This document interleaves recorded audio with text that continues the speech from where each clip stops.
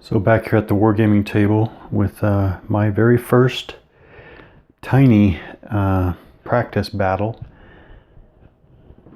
of Warhammer Ancient Battles. Definitely had our first wave of action here. The hoplites here charged and basically routed the Persian light infantry here.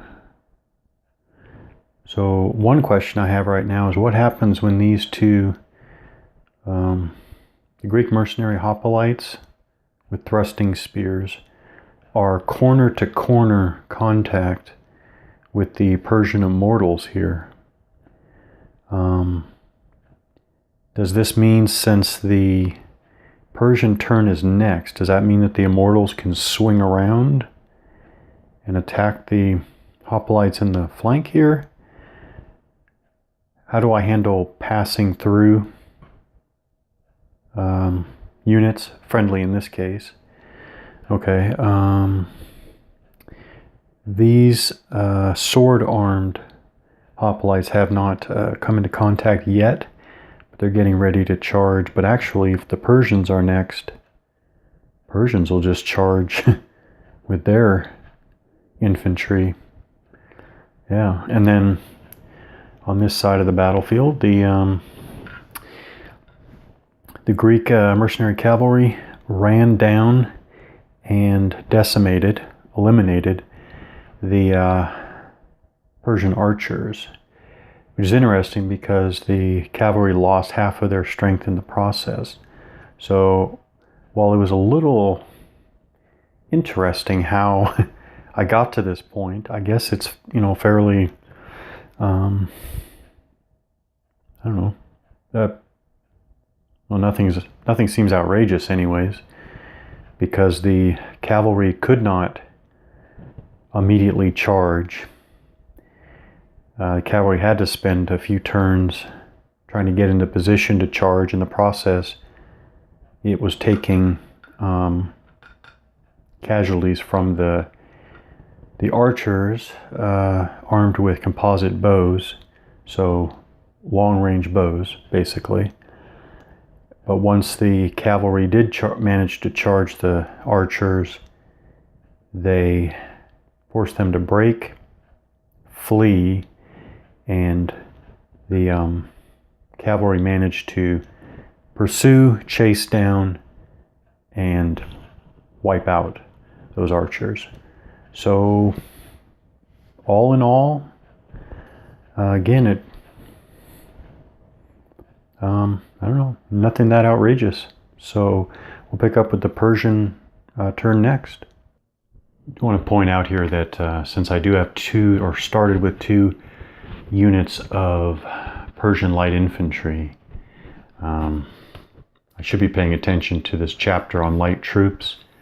There's one large section on skirmishers, which I chose not to basically have any skirmishers, not use any skirmishers for this first game, but I'll come back to that in the future.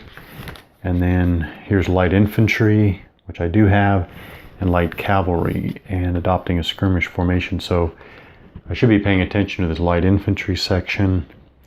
The gist of it is that my light infantry for this battle chose to fight in close order, but still, even though they're in close order, they can only get up to a +2 for rank bonus, as opposed to the maximum of +3 for ordinary infantry. So as I see it, for the start of the for the Persian turn, they don't have any activities to take care of in the start of the turn phase. So we go on to the second phase, the move phase. They are going to declare charges.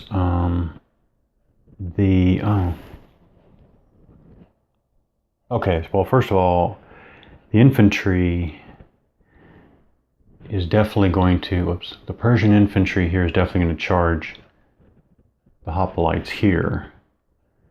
Now for the, I'm wondering for the immortals, if they want to wheel and attack the hoplites, the spear-armed hoplites there in the flank, is that a charge? Well, I'm not sure, but I'm going to say yes. So I guess we have two declared charges, here and here. Rally fleeing troops. Well, we definitely have fleeing light infantry here. So how do we do that? I guess before that, I guess the units receiving the charges have to, I guess, declare their responses. So since we're talking, basically infantry against infantry, thrusting spears against thrusting spears, swords against swords, I guess the Greeks would stand. Well, they don't stand and shoot because they don't have missile weapons, so they hold. The options are stand and shoot, which is not an option here because they're not shooting units. Hold, flee, or fire and flee, which would also not apply.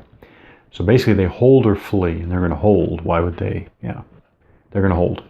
So those are the charge responses.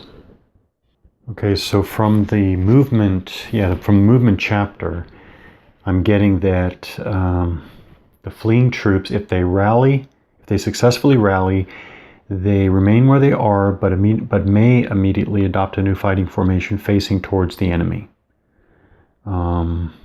If the fleeing troops fail their rally test and continue to flee, then they are moved next with other compulsory movement. But still, how do I actually do rallying?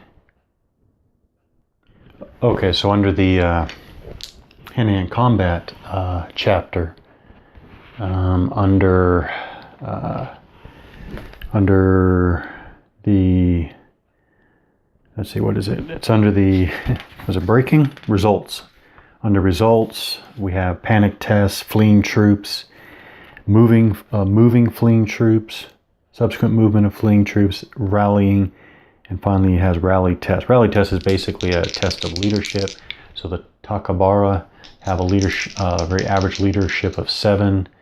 Oh, and they succeed with a 6. So,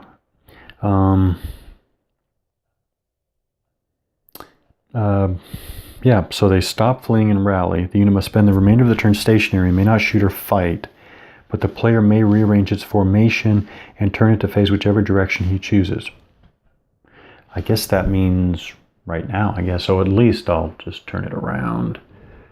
And it says I can face, well, obviously he's going to face the those darn Greeks who forced them to flee in the first place. All right, so they've kind of reformed. Well, yeah, they have reformed. And they're ready again. So that is a rally fleeing troops and successfully passed their rally test. Okay, we do compulsory moves next. I don't think we have any of those. I'm going to guess that I don't have any compulsory moves. I do wonder a bit what happens to these pursuing cavalry guys here, but I'll go ahead and assume that because they wiped out their target, I'll just leave them there for now, and that they don't have really a compulsory move to do. Okay, move chargers. Now the easy one, right, yeah. The easy one is this one. I think that, so the Persian infantry have a normal move of 4 inches. A charge move is double that, so it's 8. So they clearly have, well, it's going to take them basically about 7 inches to get to their target. So that's fine. So I think that they do wheel, which is perfect, and then they go straight on like that. I do think that's the charge move. Now we're back to this situation here. Basically, it's like a wheeling and a charge. So I'll just do a quick scan to make sure that you can, I guess, essentially wheel as a charge. Well, under wheeling, it says a unit can, well, I'll jump ahead here. Now, a unit can wheel several times during its move as long as it has movement left and is not charging. So that makes it sound like it can't wheel, but the next sentence is, a unit which is charging is only permitted to wheel in order to align itself to the enemy as described later. That makes it sound like they can. Maneuvering during a charge. A charging unit cannot turn or change formation. When a unit charges an enemy, the player must endeavor to bring as many models into combat as is possible. If chargers need to wheel towards their target, execute the wheel and measure the distance they will need to turn. So I guess they can. And I don't think that as they wheel like that, I don't... Oh, never mind. So I guess technically they clear their... yeah, they clear their other unit here. Oh yeah. Okay, so I guess those are the charge moves. So normally I would do remaining moves, but I don't think those guys that rallied can move.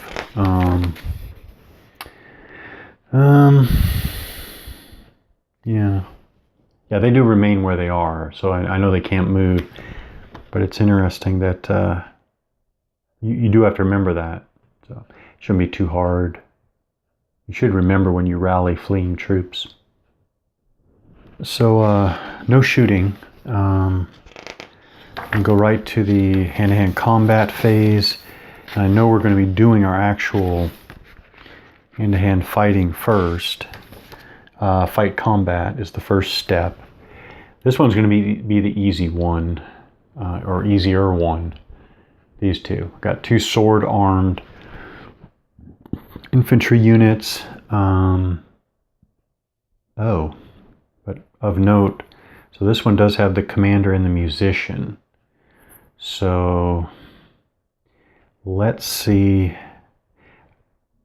And I think it is just the front rank that is combat arm. I also need to check. No, don't need to check who strikes first because they charged. So the Persians will strike first. It's like which models fight. Yeah, and then we're also going to check initiative. Well, no, initiative. Don't need to check initiative because the Persians charged. So then I'll check weapon skill. So now it's going to be weapon skill versus weapon skill. So by my calculation, this is an even fight pretty much. All right, the basics are weapon skill 3, toughness 3, strength 3, leadership of 7. The Persians have light armor and shield, but the Greeks have large shield. Okay, I think the basics of the leader and the musician. Leader is going to add one more attack die, I think. And the musician is going to come into play if the combat results is a draw. Okay, so let's do this. Do the Persians first. I think only the front rank are in base-to-base contact. So they attack. It's 3-3, so I'm sure that's 4+. Sure, that's 4+. Yeah, 4+ to hit. I don't think there are any other modifiers. So they get 3 hits. Again, strength of 3 to a target toughness of 3 is 4+. 3 more. So they get 3 wounds. Now we get to the saving, where we have the... I think this is where the large shield comes in. No, yeah, large shield +1. So the Greeks are, what are they? Oh, they're with shield, but no armor. Yeah. Well, I guess I'll go more by the troop list and call that no armor.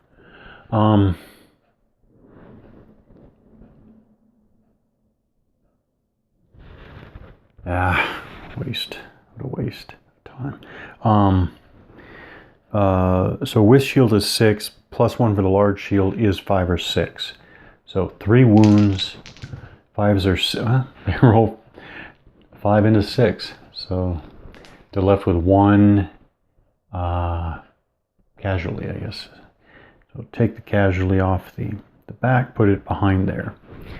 Now the Greeks, they get 4 +1 for the leader. It's also 4+. They get 2 hits. 3 to, oh wow, no wounds. Ooh, nothing. Yeah. Okay, so the I guess we come back to do the results afterwards. I guess we do this combat now, and now I got to figure out the flanking. Okay, so it shouldn't be too much. Well, actually I have a standard here. Have the leader. Well, let's start with, oh, and we have thrusting. But they moved this turn. So the second rank isn't going to come into play. So the first rank, 1 overlap is okay. So it's the first rank, 3 are in base-to-base contact, 1 overlaps but still combats. So the Persians start with 3. It's going to be +1 for the leader there. And they're going to get +1 for the flank attack. Oh. If any units have a combat, have standards, +1, so it's +2. +1 for the flank attack, plus another +1 for the standard. So that's going to be +2 to each die roll. So that means, oh, and actually let me check about the weapon skill of the immortals. But these hoplites will be 3/3/3s and leadership of 7. Yeah, so actually the immortals, wow, the immortals have 1 better weapon skill, which means that they're hitting on a 3 or higher with the +2 means, well, right away that looks like automatic hits unless, is that? Yeah, that is. Yeah, that is. Unless 1s are an automatic miss. Why do I not remember seeing that? Well, let's first, well, they didn't roll any 1s. So actually, I think they got a whole 5 hits. Yeah, hits. Toughness, where is it? Strength, I mean. The toughness of the Greeks is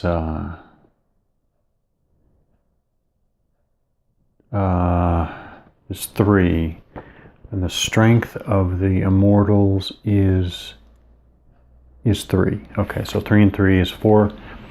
4 better to wound. Yep, 4 better to wound. Okay, so they get 3 wounds. And now to save, the infantry there, again, their shield, no armor but large shields.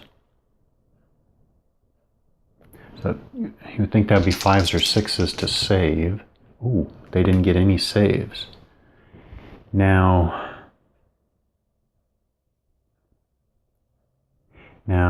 I wonder if any of this is adjusted for the fact that they're being attacked in the flank, and then when they attack back, are they only attacking with, are they attacking with these 3, or are they attacking with these 6? Let me see what's said about flank attacks in particular.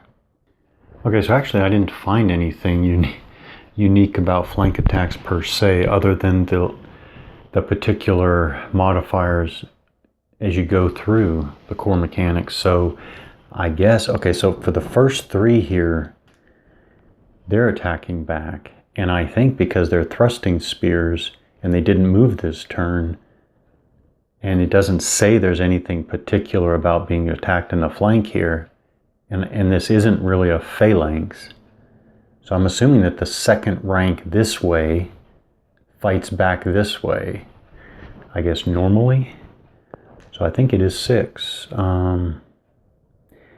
3 to 4. 3 to 4, because their weapon skill is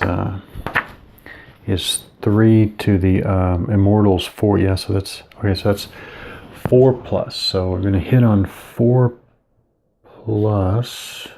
Yeah. So we have 3 hits, perfectly even.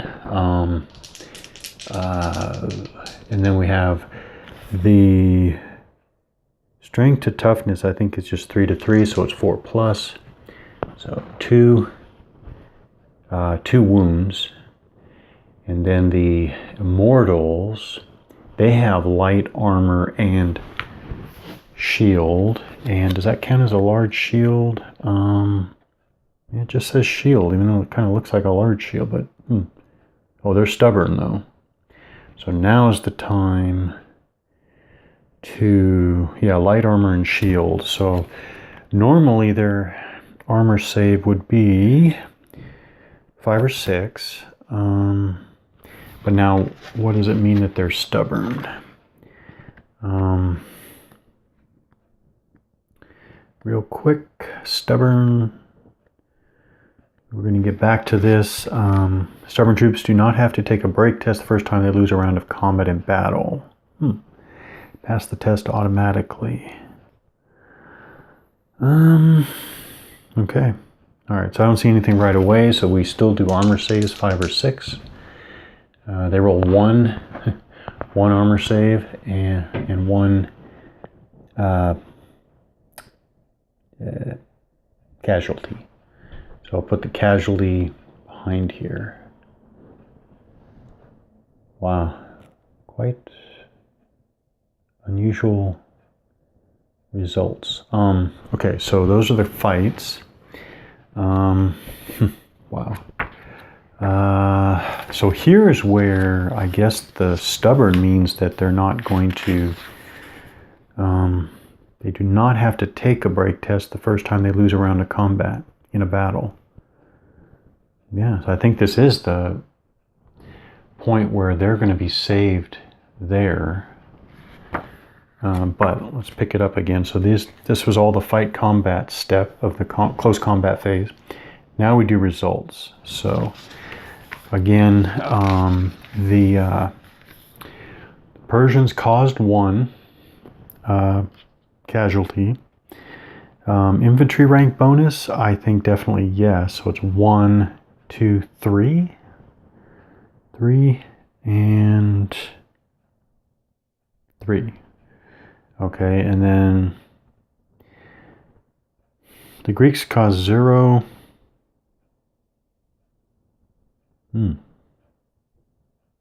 That's it. So it's 3 to 0. 3 to 0. So they do have to take a break test. But they have their command. Does the leader... I don't see anything. Yeah, I don't see anything separate for that. So I think they do have to do a break test. So I think that yeah, the difference. Okay, so we're gonna it's like 7, 8, 9, 10. 7, 8, 9, 10, which is the difference in the points combat score.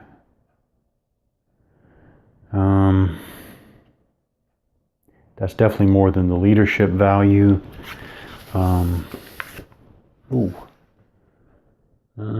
Yeah, 7. So yeah, they definitely break.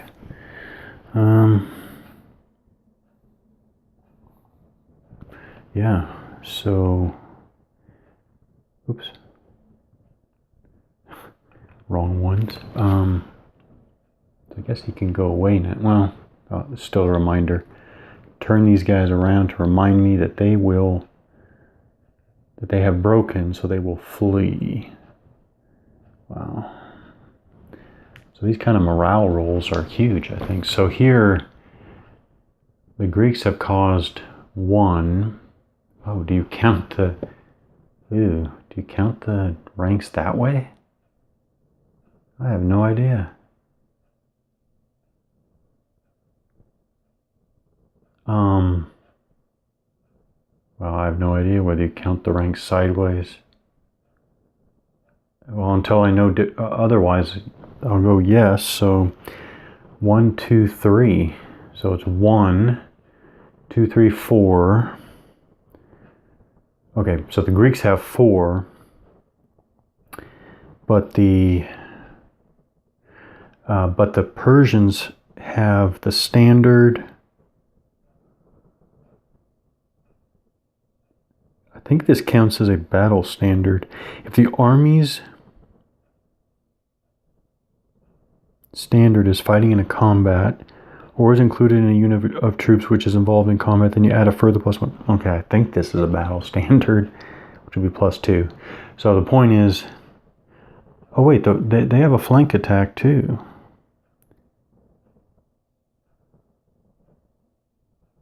Yeah, so that's 3. So really it's, the Greeks get a score of 4. They're still going to win. Persians have 3, they lose, but the difference is only 1. Yeah, so they roll 7 plus 1 for that difference is 8. I imagine the immortals are going to be fine. Yeah. Yeah, okay. Huh. So they're fine. They don't break. Huh. So we'll go back to the actual steps of the phase. Break test. Oh, okay. So we do have to do panic test next. So, but in any case, we know that they did not break, and they did break. So, well, that's interesting.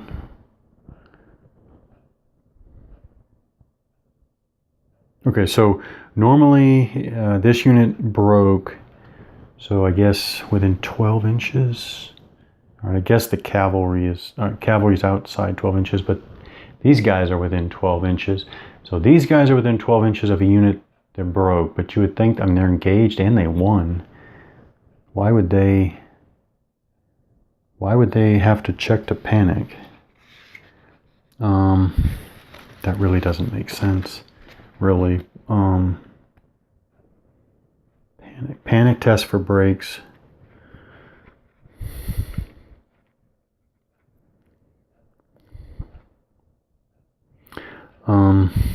Wow. I don't see any special. That doesn't make sense though. Panic, taking a panic test.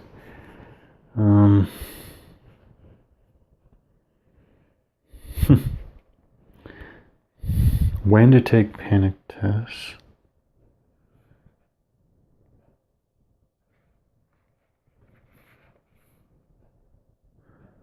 It says friends break from or are destroyed in hand-to-hand combat within 12 inches. Okay, so there's a specific clarification, there's detail here. Tester in hand-to-hand combat phase.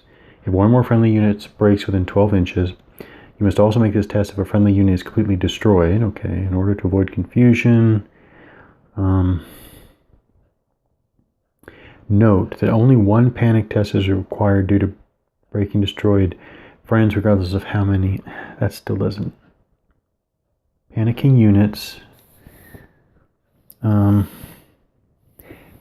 in hand-to-hand combat. If a unit is engaged in hand-to-hand combat and it panics, then the normal flee and pursuit rules apply. The fleeing unit may be pursued if its enemy won the preceding round of combat. Oh, so there's no pursuit in this case. Alright, so I guess they do have to. I don't know about that. But, alright, let's play. They fail miserably. But they lost this last round of combat, so I guess at least they can't pursue.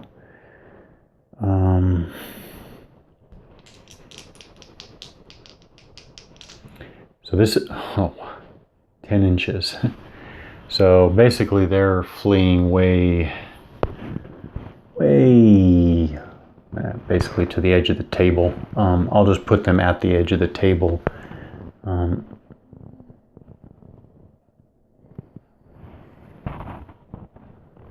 Yeah, way off the edge of the table, to the edge of the table. I don't know about that.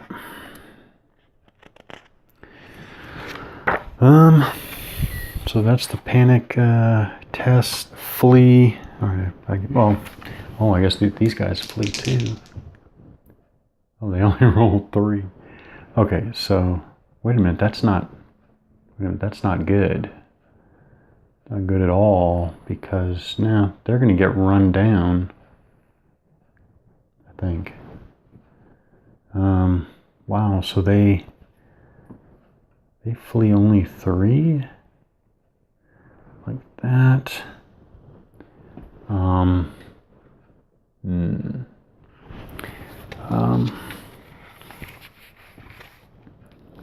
Pursuit. So they roll these same. So that's really bad.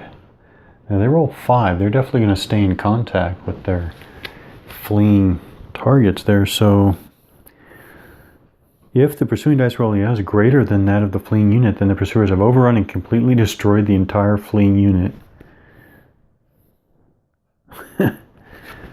Wow. So again, are we saying that they pursue 5 like that? They overtake and completely destroy. Wow, that is really decisive. So the Persians have eliminated an entire Greek unit, and the Greeks have eliminated an entire Persian unit. Wow. But I guess in the circumstances, I guess the Persians have kind of won. Well, that's what I would call it anyways. We'll take a look at that in just a minute. Make sure. So that's the flee, pursue, redress ranks. Huh.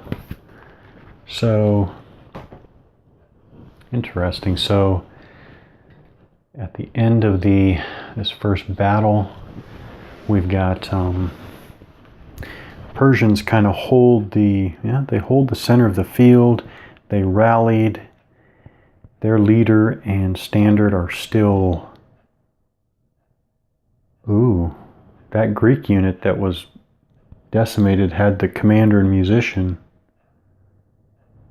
Okay, so yeah, I guess basically the Persians win because you got these Greeks way out there fleeing.